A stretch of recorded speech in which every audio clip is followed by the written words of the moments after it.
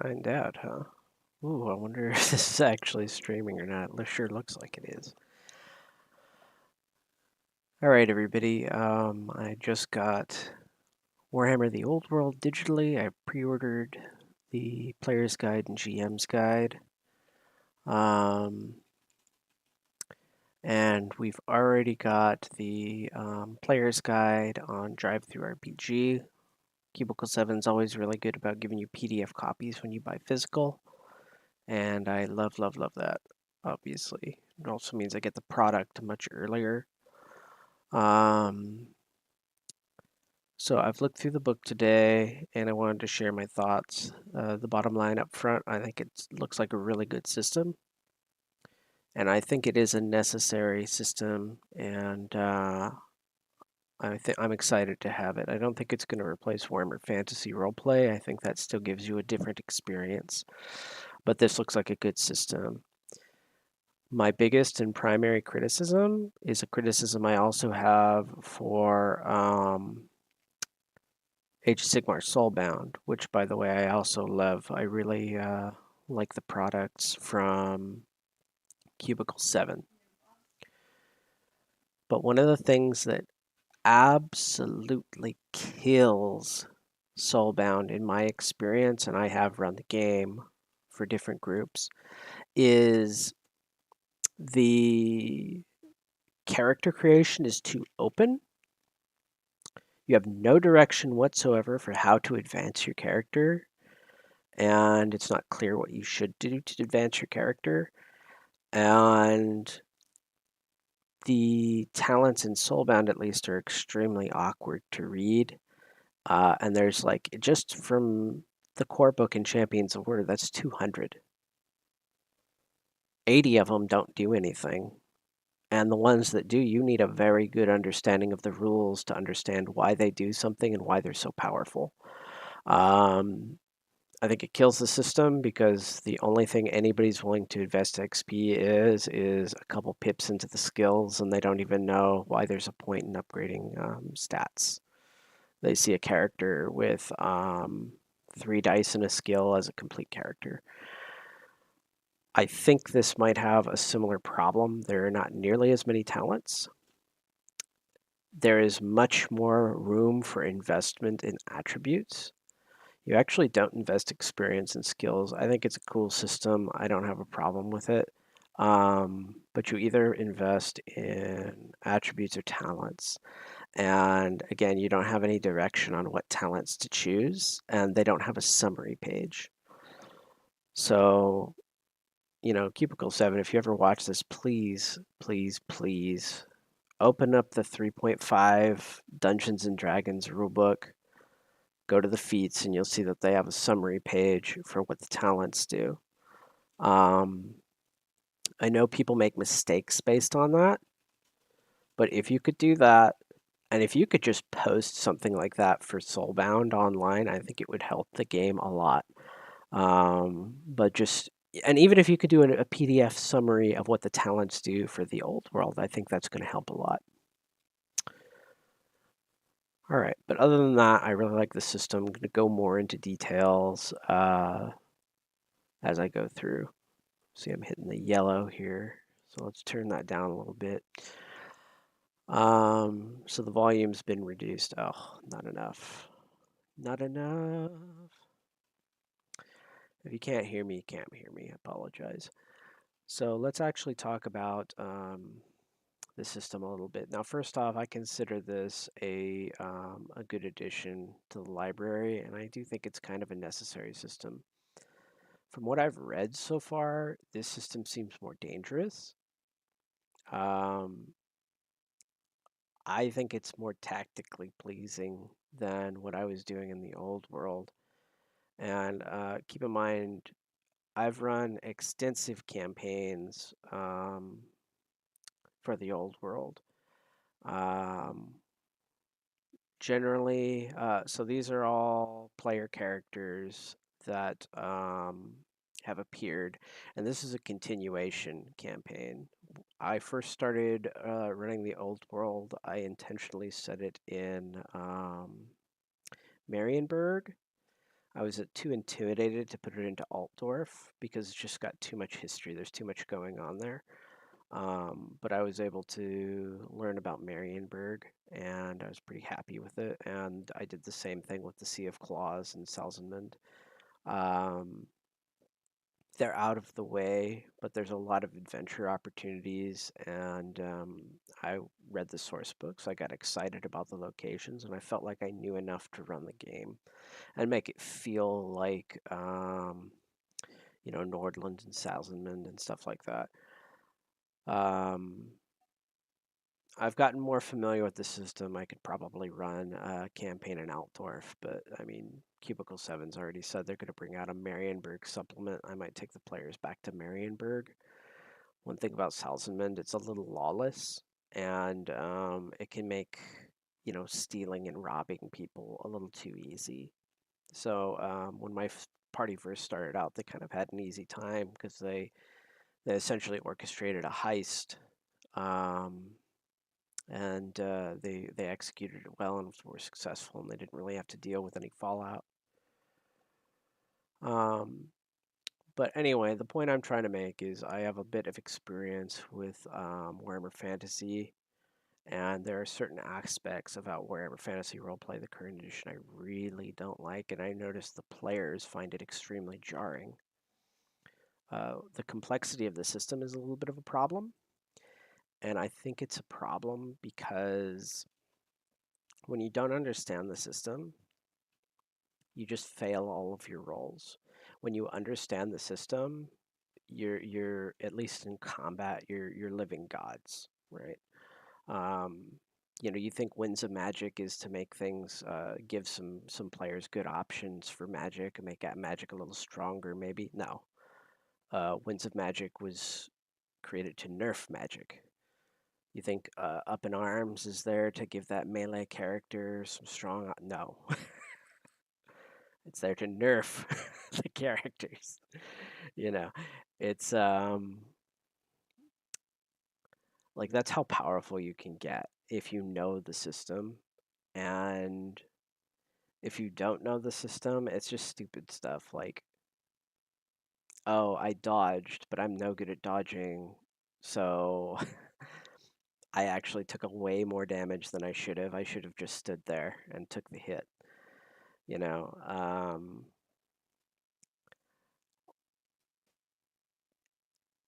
But one of the things that's really jarring is it comes up so rarely that anybody gets close to dying that and I've been playing a long time, I forget the death rules sometimes. How do you guys die? Oh, at 0, there's a chance you could faint, and then you start taking critical wounds automatically. And if you take your toughness bonus of critical wounds, I think you die, or you just fall unconscious automatically, or something stupid. I'm just like, oh, you're dead, and please don't burn a fate to become invulnerable until we can bring you back into the fight. Um, and I've had characters that tried to sacrifice themselves or they tried to die in like some noble way or something like that. And then it's like, okay, are you going to burn a fate to save your life? Well, it kind of spoils the drama. It kind of spoils the story, spoils the moment that they had. But you're losing all that XP, man. You're losing all that XP for your next character if you don't burn that fate. So usually they just burn the fate, come back to life, um, you know, and get a prosthetic and move on or whatever it ends up being. Um, and I find that takes players out. Like when they realize how hard they are to kill, and then even if they are killed, they've got lives, renewable lives too. I mean, like, I don't award fate points generally, but you can earn fate points. Um, so a DM that never wanted to lose his party ever could just keep them alive forever. Um, and unfortunately, like the players even started to learn, like you don't need to do this, by the way, if you play efficiently. But even if you play badly, you can just put everything into resilience, And if you just burn your resilience when you need it, that it guarantees a roll at a specific value. So basically, it's like you can just accomplish almost anything you could ever want to accomplish, or force a crit through or whatever. Um, you're probably going to retire your character by the time you run out of resources, and then you'll get the big bonuses for your next characters. Um, but one thing with Warhammer Fantasy also is it's one of the best aspects of it is playing as my main concern is my job type of a guy. Like I'm a rat catcher. The first thing that's most important to me is getting better at being a rat catcher. I'm doing this adventure probably for money, so I can afford some medicine for my daughter or something stupid. Um, and you can take it slow. You can spend a lot of time in town, find your own motivations or whatever, and you've got ambitions. It's good stuff. But I'm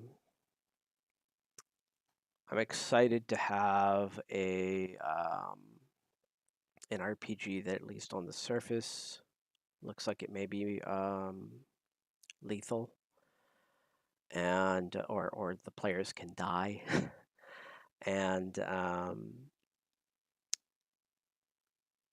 it's the motivators in this game look very interesting.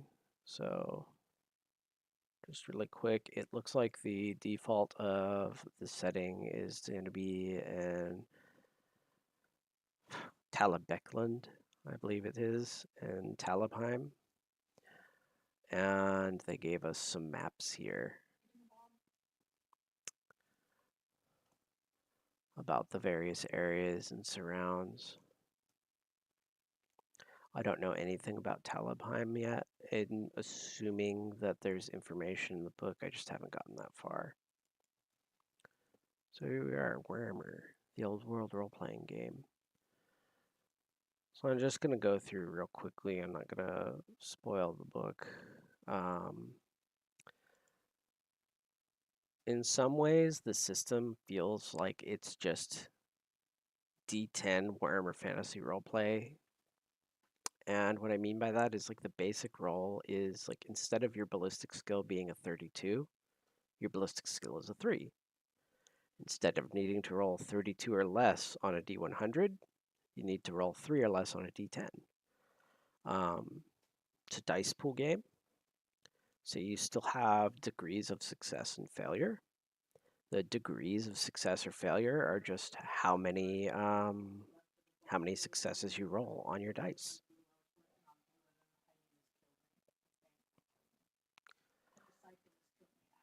It's much better chance of becoming a non-human. You still get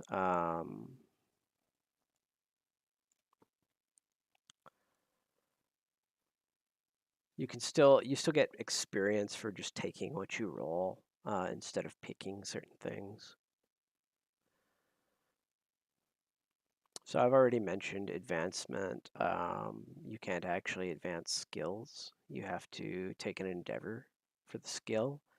And in order to advance the skill through the endeavor, you actually have to fail checks at that skill. And I thought that was cool. It's going to obviously make it harder when you're better at the skill, but when you suck at it, getting a point or two is going to be probably a lot easier. All right. Let's go down to rules. So the modifiers in this game are dice pool modifiers, plus or minus to the dice pool. They also have advantage and grim advantage, or advantage and disadvantage. They call grim and glorious. Grim tests, you reroll all successes. Glorious tests, you reroll all failures. This seems like it's a pretty good way to do advantage and disadvantage. That's extremely punishing. for a Grim. And one of the examples, like, say if you are trying to shoot a bow and you're blinded, um, your shot is done as a Grim shot. Intuitively, that feels like it's going to work well. This is worth noticing. Reason is now replacing intelligence. You know, I've had my wife in particular, but plenty of people, myself included, sometimes get initiative and intelligence confused. Now it's I initiative and reason. I think that was a good change. So the successes here, it's just if you don't get any successes, it's a failure. One success, it's a success, but there's a complication. And then 2+, basically you did it. 3+, actually you get like a bonus or something silly, but really on a 2+, you're good. So I like that they kind of formalize this as complications, and they give example complications throughout the book, because I used to be prone to, oh, you got a 0 success or you got a 1 success. Well, I'm just going to let it happen because I'm too lazy to put in a complication. And I think it suggests maybe you ought to, but I don't remember it being as formal as this in the rules. So I'd just say, hey, let it happen. But in this game, they seem pretty specific. Well, you managed to do, but only just. The DM may choose to add a complication if it seems appropriate. So I guess I probably going to do the same crap. As long as you get a success, you succeed. But I intend to use complications. It's just talking about different complications. Opposed rolls are just whoever rolls the most successes, and the initiator of the action wins ties. This is just telling you some skills that you could oppose. Exacting tests is extended tests. And these are expenditures that can happen to attempt the test. So every test the character makes, make a price, and each test they'll contribute successes and eventually win. But it could be time, money, just risk, or favor. People could get pissed off. Your allies. They have an extensive like allies system or contact system in this. I haven't really read through it, so I couldn't speak on it. Fate now. You can spend a fate to make a glorious roll. Take a second but different action. You only get one action in combat now, but you get free incidental actions. I think that's fine. And allow everybody to escape. Burn a fate to succeed on a test outright. Negate a wound you just suffered, and sacrifice your life in a heroic last stand. Love these options. So why do I think these options are so superior to the old system? First off, there's only one meta currency. It's fate, not friggin' 4. I guess technically it's 2, right? Because you're either using the fate or burning the fate. You either used fortune, that was the renewable one, or you burned your fate, which controlled your fortune. It was basically all fate. So you can burn to succeed on a test. That's basically like the old burn resilience to set the test. This I think is, let's read this really quick. How much can I unmitigated success?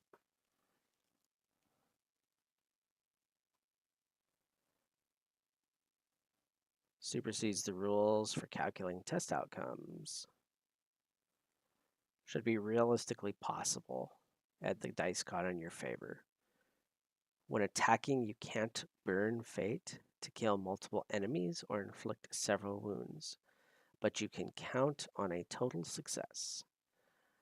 You can agree with your GM how exceptional the outcome is before you commit to burning the fate. I don't exactly understand what they're telling me. Can't burn fate to kill multiple enemies or inflict several wounds. Could I just kill a single guy, though? Maybe. They leave it up to the DM's discretion. I always hate that because it's in the player's interest to treat the GM, not the enemies in the game, but the GM as an adversary, right? Like, I need to argue with you behind the screen to convince you that burning this fate will win the day. Yeah, that sucks. So negate a wound you just suffered. So I like the wound system, or at least the way it looks so far. It's I think once you hit 0, I think there's other ways to get wounds too, but you start taking wounds, and you roll a d10, and then if you have an untreated wound, you roll an additional d10. 1 through 10 is real minor stuff. 11 through 20 is kind of moderate. 20 plus is where you're losing a limb or you're dead. So by that logic, it's like your first wound, it's not that big of a deal. If you do not have it treated and you get wounded again, then it's serious. If you don't have at least one of those treated and you get wounded again, you're probably dead or permanently disfigured. What this does, and it's a huge cost to burn a fate, is it gives you one of those shots back. Now, why I like this better than burning a fate in Warhammer Fantasy, this saves you for a round. Burning a fate in Warhammer Fantasy, I mean, for all intents and purposes, you're invulnerable until somebody finds a way to recover you, right? So let's say there's a big, fight going on or something like that. Somebody downs you, somebody kills you, you burn a fate. Well, not only are you out of the fight, but that fate has saved you for all future harm until you're back on your feet. Whereas this only saves you a round. Not very effective. You're probably going to burn off a lot of fate if you're relying on it to not die. And then the last thing I really like is sacrifice yourself to accomplish something great. And they gave you some things here, like just kill the boss. I'm fine with that. I think it's cool. I have had so many instances in Warhammer Fantasy where somebody is like, okay, well, I'm dead. Let me do that heroic thing. And they do the heroic thing, and a lot of times it doesn't do anything, or sometimes it does. It's effective. And it's like, okay, well, burn your fate so you don't lose all your XP. At least retire so you can keep that XP,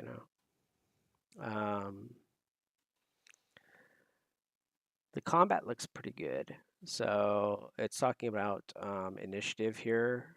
Basically, the players all go, and then the enemies all go. This gives the players an advantage. Essentially, the players are ambushing the monsters every combat, unless the monsters ambush the players. It just reverses the order. This is zone combat. I really like it. I really, really liked it in Age of Sigmar. Let me see if I can pull up an old module of mine in Age of Sigmar. But I like zone combat because certain people do extremely well with grid combat. I think that certain games are amazing for grid combat. like Dungeons Dragons 5th edition. I don't particularly love Warhammer Fantasy as like a tactical grid combat style of game. Um, and the other thing is, it's so much harder to make maps for that style of game. Okay, hang on just a second. I've updated my Foundry, and this depresses me, but I feel like Soulbound is so unpopular. They haven't even freaking updated it so that I'm able to open it in the current edition of Foundry.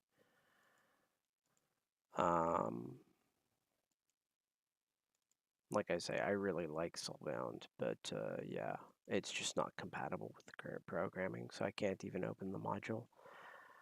Because I wanted to show, I used to actually just paint maps for Soulbound, and I wanted to show what they look like. Nothing too amazing, but having the freedom to just paint or even draw a map and not have to worry about 5-foot squares, it's amazing. I wish they did. I wish they made this a more complex drawing to kind of.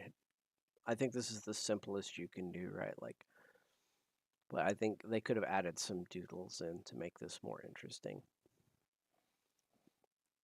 But I like zone combat, and one of the things is, you can, for a more narrative game that's not like a board game, like 5th edition really is. But for a more narrative game like Warhammer Fantasy, I kind of prefer like, okay, what's your goal in your zone? Oh, well, I'm trying to keep people out of this zone. I know that's how the combat for Soulbound works, and I really like Soulbound combat. It's just you need way more monsters, and you need to make way more interesting encounters than you think you do, because I mean, it's like if you're only outnumbering the NP, or if the PC is 20-1, then it's not going to be much of a fight.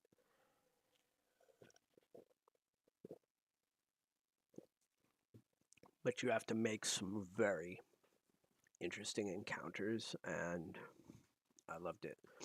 Um, I used to play the published modules for Soulbound, and like Crash and Burn, for example. That is a lot of fun. I loved playing Crash and Burn. I was lucky to be able to get to run that for some players. But I find zone combat actually works very well. There's definitely tactical depth, but it's less about like pinching pennies and using your move actions and stuff like that. And like, oh, I've got to get that guy standing right here at this spot to do these things. It's more abstracted than that, but I think it works well. I think it will work well for this system too. Okay. Okay, so combat actions. So they consider it free to move up to 2 zones. Um, that's actually kind of a lot of movement, and you might want to make smaller zones than you might have in Soulbound, I think. I think in Soulbound you could move 1 zone and you could run an extra zone. Basic stuff. Draw your weapons free, knock arrows free, as long as it doesn't need to reload. Dropping prone is free, shouting a warning or threatening an enemy is free, picking up, drinking a potion, eating a ding dong, it's all free.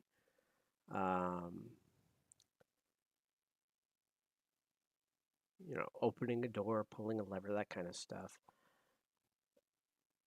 So the actual stuff though is aim, gives you +1 dice to your next range attack, but it also lets you hit targets in extreme range. Extreme range is infinity range. extreme range, 3+ zones away. So if you can hit things in 3+ zones away, well, the plus means no upward limit, right? So the aim action gives you unlimited range on your ranged attack, and I think that's how it's mostly going to be used, because expending an action to get +1 dice generally doesn't cut it. Maybe it will in this system, maybe that'll be all the difference, but you're already doing an awareness test, right? Like, you're already passing a test. The +1 dice probably doesn't matter. Attack.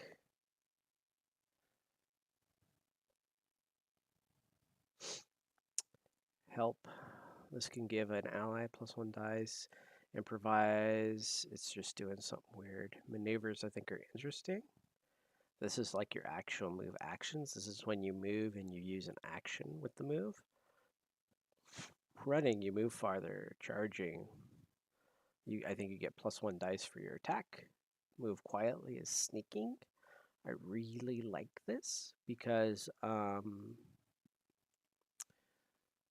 find sometimes characters struggle with stealth. In role-playing games, sometimes they're not clear about how stealth works. Like, well, that guy's looking in this direction. Am I allowed to stealth through? Well, yeah, because it's assumed that somehow you distract the guy or you wait for him to look away or some other BS. But sometimes it's not intuitive, and I find sometimes players don't use stealth as much as they might like because they don't really understand when it's permissible and when it isn't. So let's make that a little bigger. Let's close that. So for move silently, just to be essentially, you can move. Just use your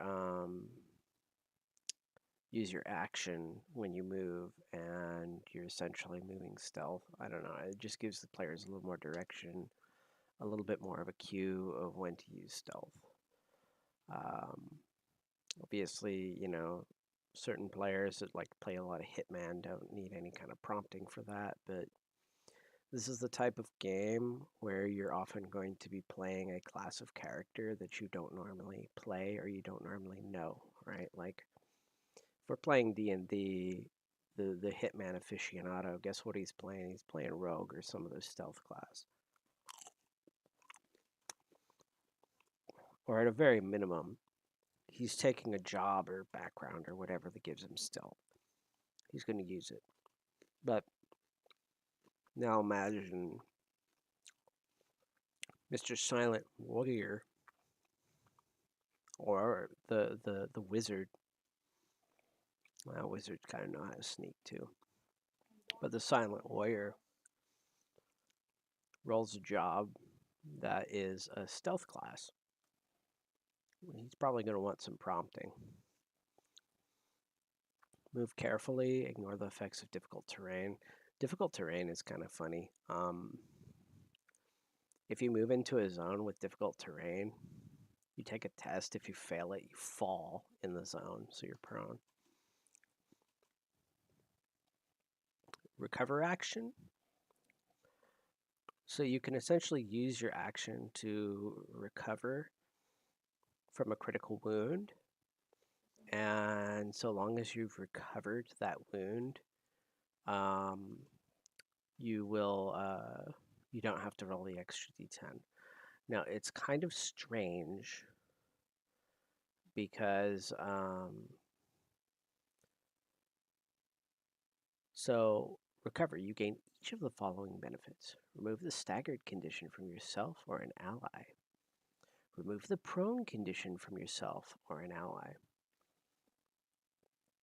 If you're not prone, you can mount your steed instead.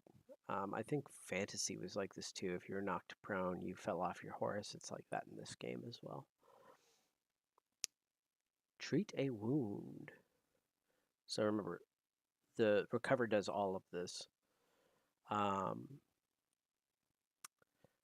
Or test to remove another condition from yourself or an ally. Remove 1 die from your miscast pool. Grab or interact with a dropped weapon, healing potion, or other object. So, my understanding is if I'm a wizard who just dropped his staff and am suffering from like a gashed ear while sitting prone and staggered, I could use this action. I'm no longer staggered. I'm standing up, holding my staff. I've removed a miscast die, and my gashed ear is, I don't know, at least sopped up. At the end of the battle, when you've had a chance to recover your breath, the survivors automatically recover. They are no longer staggered or prone and succeed on all tests to treat wounds or recover from a condition. So, I don't know. It seems like recover does a lot and it's easy to do, and that's why I'm not sure this is necessarily a lethal system. I mean, first off, you should just be able to run away. Same thing in Warhammer Fantasy. You basically just run away. But I guess the other thing is all this does is waste time. You know what I'm saying? And like anybody can do this to somebody else. Like you don't have to do it to yourself. So I'm not sure how I feel about it. I'll have to see it in practice. Attacks are opposed. And I think the success levels that add to your damage. We'll read this damage example. Oh, this is interesting because this reminds me of the old world miniatures game. Okay, so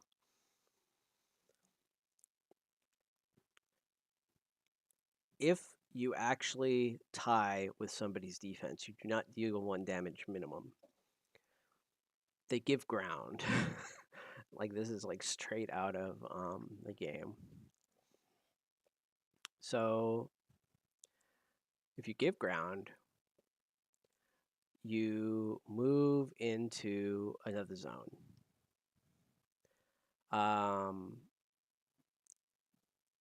If it's not possible to do that, and if you give ground into a zone containing an enemy, you gain broken. Broken, if I recall, you have to just retreat from an enemy until you escape, and then you can test to get rid of the broken condition. So if you give ground into an enemy zone, or a zone an enemy's in, you break. You break and run. Like Warhammer Fantasy, right? Like the miniatures game, not the role playing game. If you can't, you fall prone or suffer a wound. And then for falling prone, if you can't fall prone again or give ground, our prone characters cannot fall prone again or give ground. If you're staggered, whilst staggered and prone, you'll suffer a wound.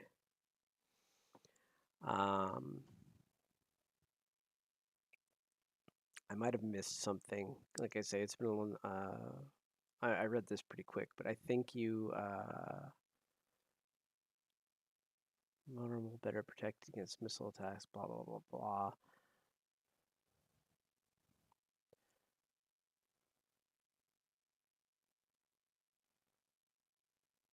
I don't know why it talks about being staggered here. Staggered, by the way, I never like the way they organize rules, but what can you do?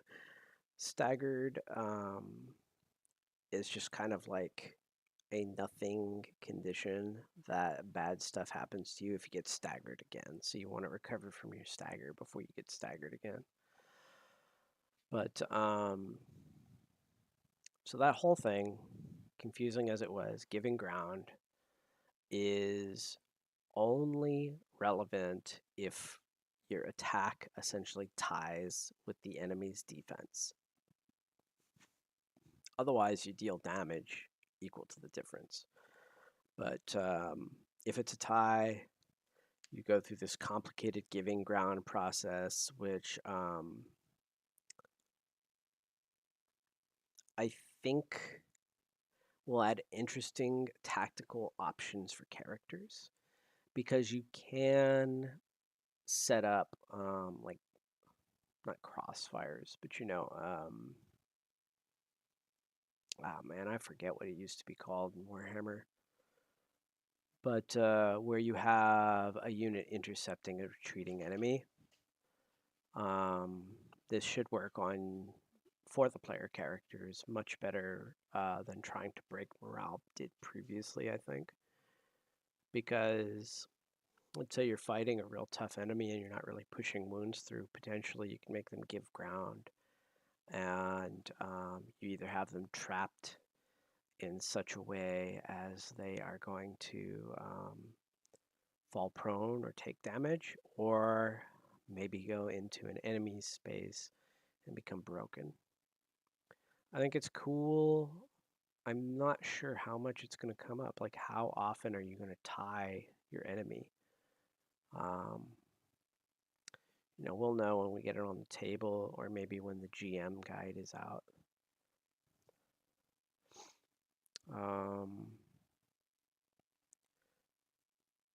So it's possible if the enemy is pursuing, the players, when they retreat, will have to make a test. If they fail it, they'll have to roll on this running away table. So other things could happen to them.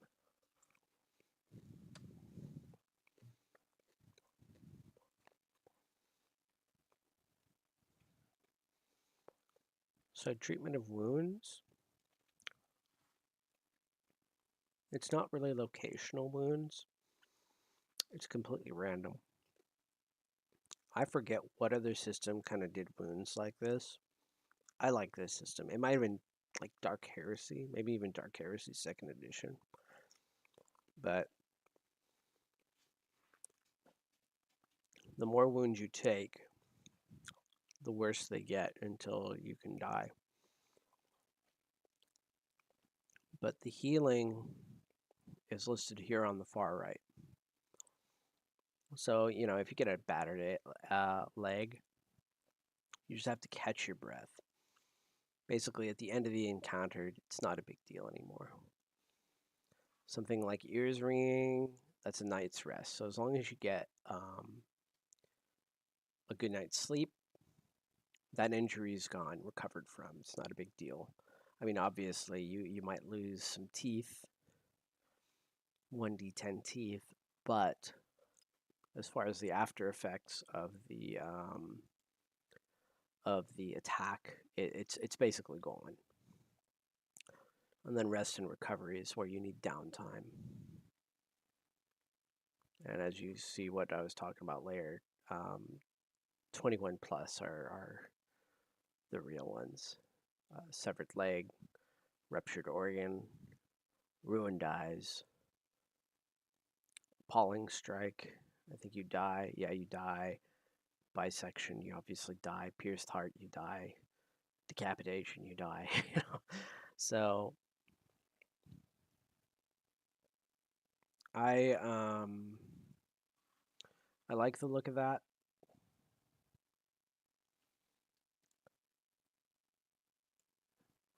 I don't know how it's going to be in practice.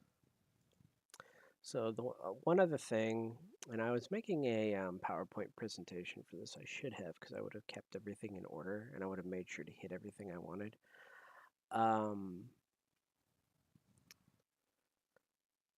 Let's see. Grim. What was it called? Basically, the way you adventure hook people. Grimportant. So here's what I really like. So this is your motivation for your party.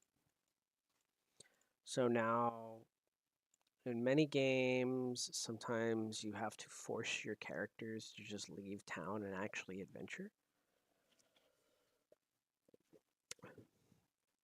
And sometimes the stakes aren't high enough. I've had plenty of players and plenty of games just be like, nope, we're out of it, and walk away, and that was it. Or they find a way, maybe the MacGuffin's at the bottom of the dungeon, but they find a way to circumvent the MacGuffin, and they just avoid it all. They just avoid the adventure. They just move on or whatever. Um, and they dodge adventure. They sit in town forever, never wanting to leave. um, Sometimes you have to, and I've been in parties. I hope I don't do this to players, but where the GM is basically like misjudges what the players care about. So they put this what they think is a hook and nobody cares. Nobody wants to go. Or they basically say you need to care about this. I know you don't give a shit, but I'm just saying you have to because this is what has to happen for the story to go along. And the idea, and I think the designer talked about this, is essentially you stumble upon something. But this paragraph I love because it sums it all up. Whatever the precise nature of your grim portent, it has the same impact upon all of your characters' lives. For as long as these forces remain undefeated, they are coming after you. There is no negotiating, there are no deals to be made, and nowhere you can run. They will not track you down. You have seen the threat, and it has marked you in turn. It's them or you. This does a lot, and players need to know this when they're playing this game. Okay, so this tells you right now, right? What's George Lucas say, right, about Star Wars is the thing about confronting evil is you can't avoid it, right? Eventually it gets you backed up into the wall where you can't run away from it anymore. You're forced to confront it. Well, this forces the players to confront it. They have to defeat the evil they're dealing with. It must be done. And they're telling you, like players, get it out of your head. You're not going to be able to work this out. You're not going to be able to cut a deal. You're not going to be able to run off to Norsica or head to Lustria. It's just going to change the environment, and you're probably going to have to come back to defeat them anyway. So I like this because it also doesn't force the players to go about it a certain way. They're still free to adventure. Like, if you want to have this be open ended, they're free to pursue this however they want. But the reality is they cannot avoid it. They can't put it off for later, or they can't say, you know what, I want to spend another 3 weeks, baking toad in the hole or something like that. This evil is out to get them. It is actively pursuing them, and it's never going to stop. They have to destroy it. They have to overcome it. They have to defeat it. So they know what they need to do, right? This isn't about being the best rat catcher in all of Middenheim, right? It's you have to defeat this evil. So there's your motivation right there. It's up to them how they want to go about it. The DM could set something up that's more linear or more straightforward, or you can just let them at it. But I really like that. Um, that's the motivation for the characters. They all have to buy in. Because here's the thing, if they don't buy in, then they're just going to be murdered. If you've got like the one guy that's like, I don't want to do that. All right, well, burn a fate to do something amazing. And then I guess stop playing with us or something. I don't, because you have to care about this. Um, so I really like that. I mean, technically, some people might be able to see it as railroading. I don't. It just means this is more of a themed game. It's kind of like you play Dark Heresy. Right? You don't play Dark Heresy, get a case to solve from your Inquisitor, and then be like, oh well, I'm not into that. You know, you're playing Dark Heresy to be detectives. Um, so I'm pretty excited. Um, just a quick thing: there's maximum characteristics for all the races. Um, I think that's a good thing to give them an idea that there's a maximum, and hopefully that will. I hope it encourages players to take the time to explore the talents and really try to understand them. Um, I hate to say it, I think that's about what I have to say about this system. So, as confused as that was, I'm just going to summarize. I think I like the combat system. I like that it does zones instead of grid squares. I think I like the combat options. The system looks fast. It's pretty simple. The players, I think, will generally have an advantage. I think the injury system's dangerous. I think it's possible for players to die. I have no idea about how breakable this system is. Um, I like magic in this system a little better. I didn't cover it, but essentially everything you cast spells by channeling, but you don't declare what spell you're casting. You basically start channeling, and as soon as you have enough successes, you are allowed to choose to cast your spell as long as it's in the same school you were channeling. Um, you have improvised spells. Um, and as soon as you have enough successes and you choose to cast the spell, it casts. You don't have to wait around like channeling in Warhammer Fantasy Roleplay. So that I like. Um, I think the character options are fine. And I think that my wife's complaining about something in the background. But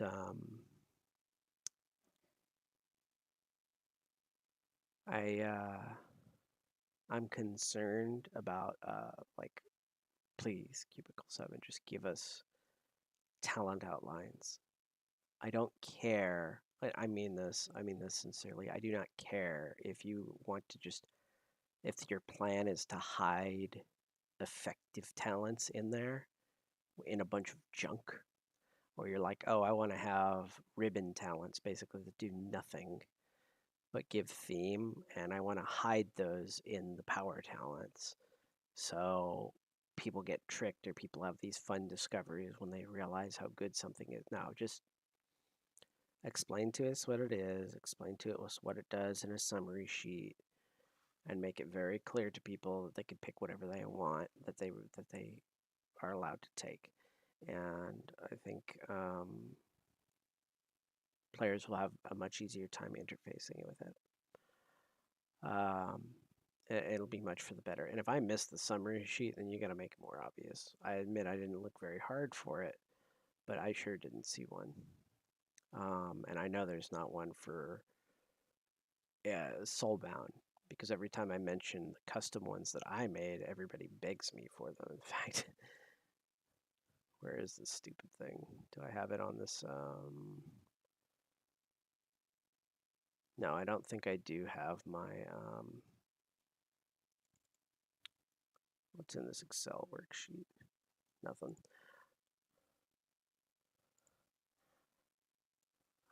Okay. Probably shouldn't mess with this, but let's see if I can find.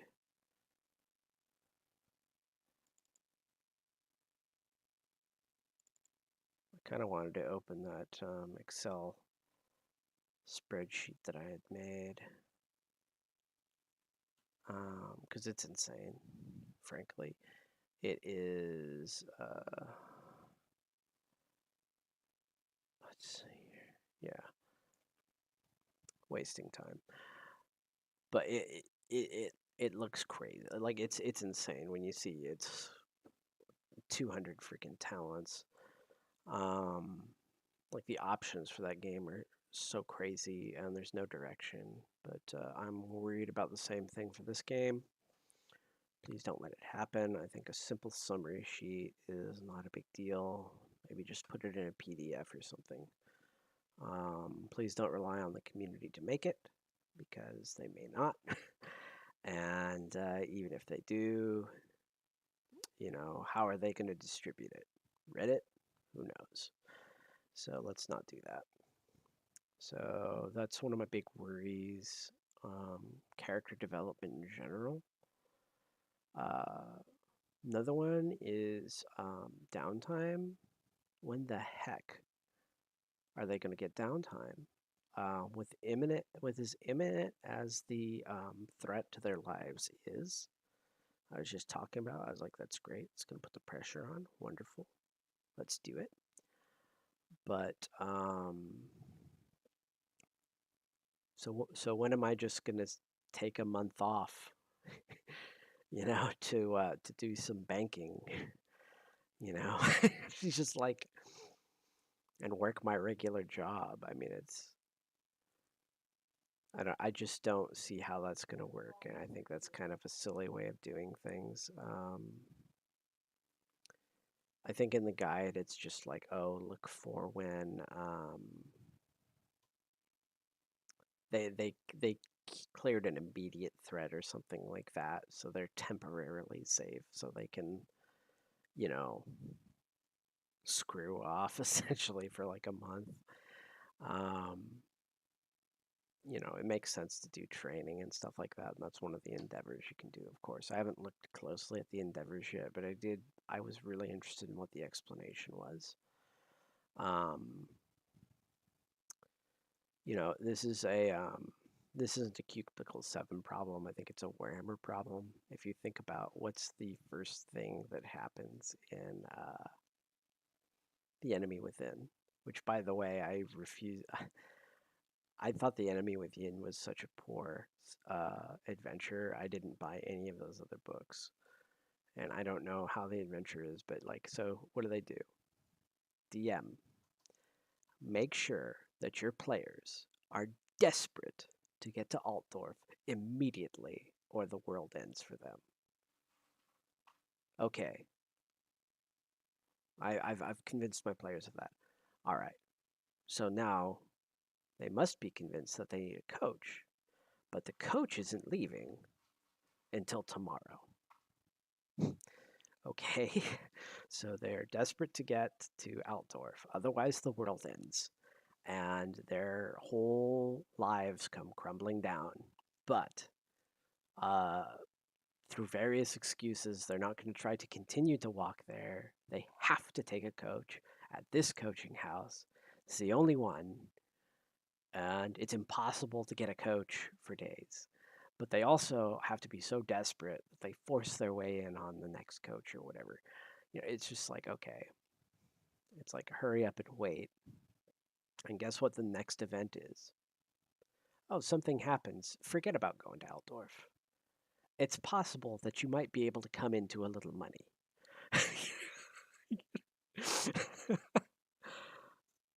So I, as DM, had to get them obsessed with the idea of going to Altdorf as fast as possible to force them on a coach at the beginning of the campaign, but also to sleep at an inn that they really didn't need to do, just to run them into an adventure hook that they must take to avoid going to Altdorf. So it messes with the vibe. I don't know how I'm going to have this imminent death threat that's around every corner, ready to hunt them down, but they still have time to safely, mess around for a month. Um, We'll see how it is. Maybe it's not a month. Maybe it's like a day or something like that. Maybe downtime is just like a day or two. But we'll see.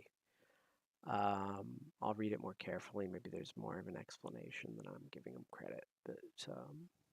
But we'll see. But I think it's going to break the pacing and the urgency potentially, and I think it's going to be in a bad way, right? Like we've been, I mean, you've seen it happen in an anime. There's like a war going on or something like that. Here, these guys are sitting, like, oh, well, even though this war is going on, I'm going to retire to my cousin's house, the country, and we're going to sit around drinking tea.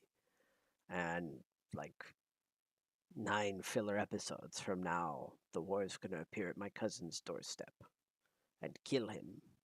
But not until after we exhausted every single thing we could do at my cousin's house, including the beach episode. I mean, it's like, come on. And that's what it's like. It's like, once you've exhausted everything that you wanted to do in an endeavor, the portent has reared its ugly head again. But we'll see how it goes. I think it could be okay. I'm still very excited about the system. I think it's a necessary system.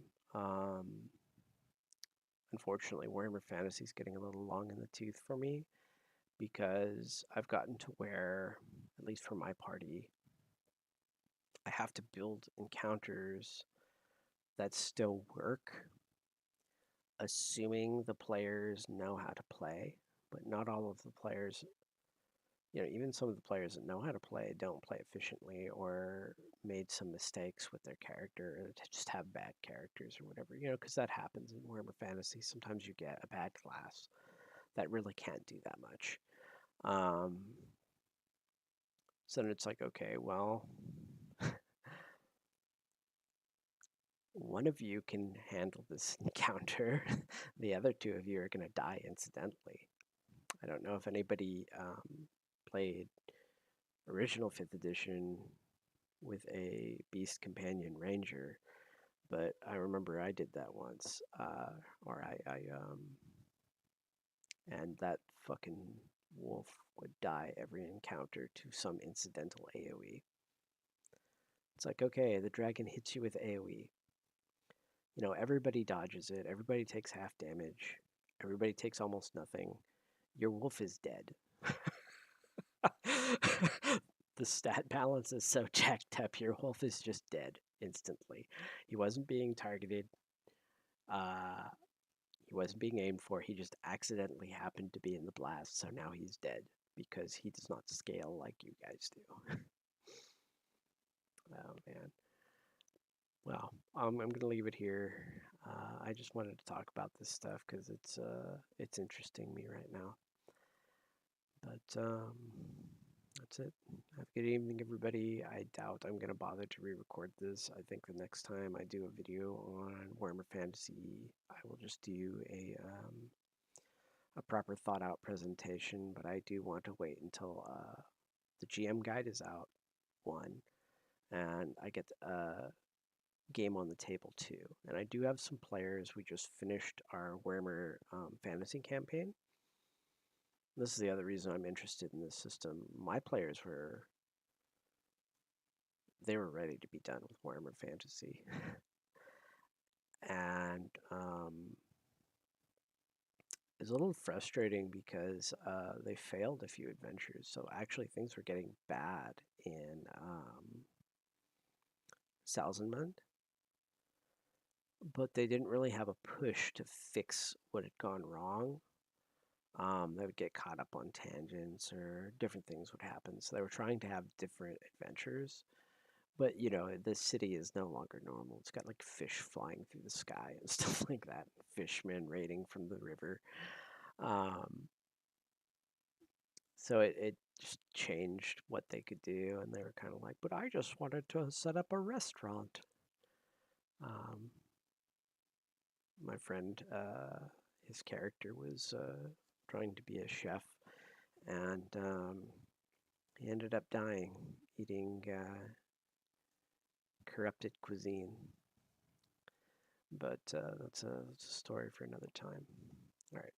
but I'll cut her off for real now. Excited for the system.